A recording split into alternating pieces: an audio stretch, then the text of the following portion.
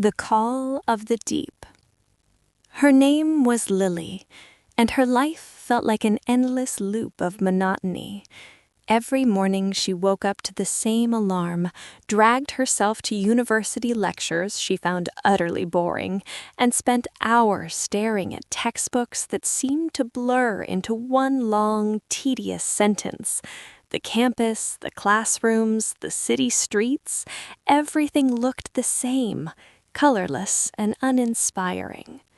Lily had always dreamed of adventure. She imagined herself exploring ancient ruins, climbing mountains, or sailing across vast oceans. But reality was far from her dreams. Her days were filled with exams, assignments, and the constant pressure to succeed in a field she didn't care about. She felt trapped, as if life was passing her by while she was stuck in a cage of expectations. She had friends, but they were more like acquaintances, people she saw in class or chatted with briefly between lectures. There was no one she could truly open up to, no one who understood her longing for something more. Even her family, though loving, couldn't grasp why she was so unhappy. "You have everything you need," her mother would say. "Just focus on your studies." But Lily needed more than stability. She needed wonder. When summer vacation finally arrived, Lily decided to escape. She booked a cheap room in a small seaside town, packed a bag with a few clothes, a notebook, and a book she never planned to read, and left the city behind. The salty air and the sound of waves crashing against the shore felt like a breath of fresh air she had been craving for years. For the first few days, she simply rested. She walked along the beach, watched sunsets, and let the rhythm of the ocean wash away the stress of the past year.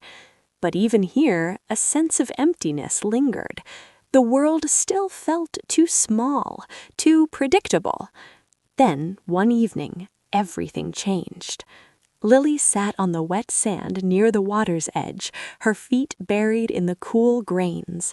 The sun was setting, painting the sky in shades of orange and purple, and the waves rolled in with a soothing, steady beat. She stared into the distance, lost in thought, when something caught her eye. A figure emerged from the water. At first, she thought it was a swimmer, someone playing in the waves, but as it got closer, she realized it was different. The figure moved with an unnatural grace, gliding through the water as if it were part of it. Then it stepped onto the shore, and Lily's breath caught. It was a man, but not quite. His skin had a faint shimmer, like sunlight on water, and his hair was the color of deep-sea coral. His eyes were a vivid shade of turquoise, and when he smiled, there was something ancient and wise in his gaze. Lily froze, her heart pounding.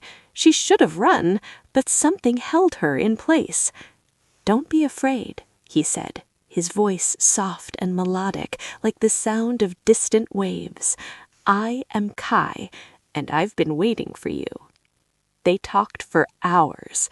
Kai told her about the world beneath the waves, a place of breathtaking beauty, where bioluminescent creatures danced in the dark, coral cities rose from the ocean floor, and ancient secrets whispered through the currents. He spoke of freedom, of a life without limits, where every day was a new discovery, and Lily listened entranced. For the first time in years, she felt truly alive. Over the next few days, Lily returned to the shore every evening. Kai was always there, waiting. They talked about everything, her dreams, her frustrations, her longing for adventure. He told her stories of underwater storms, hidden caves filled with glowing crystals, and schools of fish that moved like living rainbows.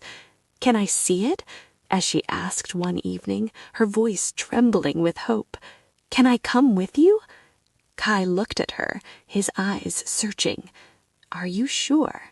Once you go down, you may never want to return." "I'm sure," she said without hesitation. He held out his hand, and Lily took it, and together they stepped into the water. As they descended, Lily expected to gasp for air, to panic, but instead she felt a sudden overwhelming sense of rightness. The water enveloped her like a second skin. She could breathe, she could see, she could feel in a way she never had before. The ocean came alive around her.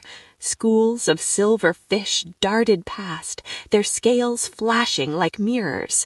Giant anemones swayed in the current, with their tentacles reaching out like welcoming arms. In the distance, she saw the spires of an underwater city glowing with soft blue light. Kai smiled. Welcome home.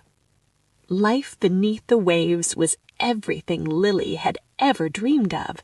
She learned to navigate the currents, to communicate with dolphins and octopuses, to dance with sea turtles in the warm shallows. She made friends, merfolk like Kai, as well as creatures she had never imagined.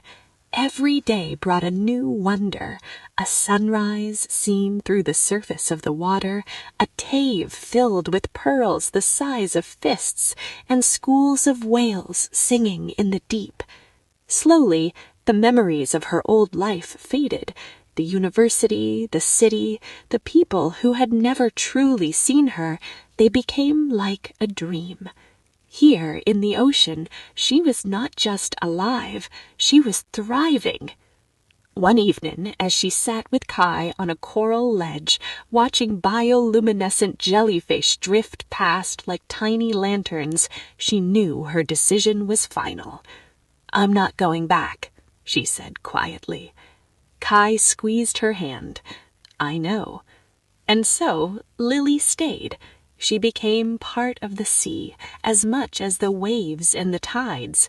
She explored its depths, shared its secrets, and found a joy she had never known was possible. Above, the world continued as it always had, but far below the surface, a girl who had once felt lost found her place in the endless, beautiful blue.